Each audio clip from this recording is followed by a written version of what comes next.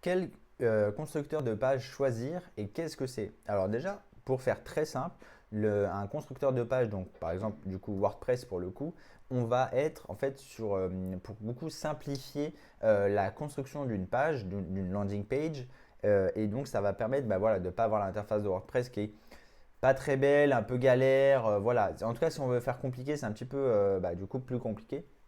Donc en gros, constructeur de page, on a Gutenberg, Divi et Elementor. En tout cas, pour moi, ça reste les plus gros.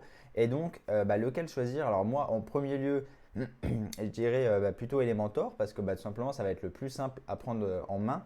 Et en plus, si on a la version pro qui est très bien aussi d'Elementor, et ça va être hyper intéressant et hyper facile pour vous.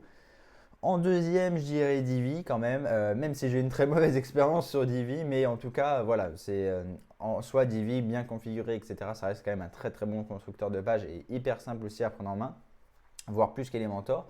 Et Gutenberg, je dirais en dernier parce que déjà de une, je ne l'ai pas très beaucoup utilisé et puis je le trouve un peu moins ergonomique, en tout cas pour ma part, donc je le mettrai en troisième.